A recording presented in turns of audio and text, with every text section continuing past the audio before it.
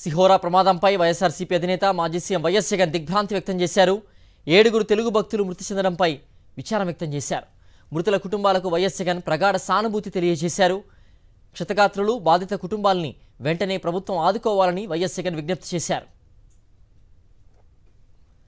మధ్యప్రదేశ్లోని జబల్పూర్లో జరిగిన రోడ్డు ప్రమాదంలో 7గురు మృతి చెందడంపై కేంద్ర హోంశాఖ సహాయ మంత్రి బండి సంజయ్ దిగ్భ్రాంతి వ్యక్తం చేశారు.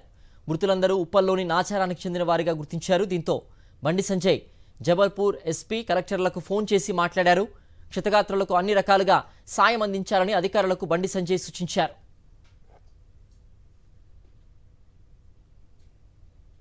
సిహోరా ప్రమాదంపై వైఎస్ఆర్సీపీ అధినేత మాజీ సీఎం వైఎస్ జగన్ దిగ్భ్రాంతి వ్యక్తం చేశారు.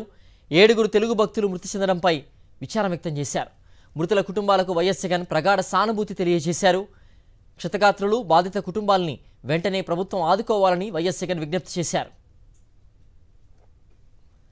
మధ్యప్రదేశ్లోని జబల్పూర్లో జరిగిన రోడ్డు ప్రమాదంలో 7గురు మృతి చెందడంపై కేంద్ర హోంశాఖ సహాయ మంత్రి బండి సంజయ్ దిగ్భ్రాంతి వ్యక్తం చేశారు.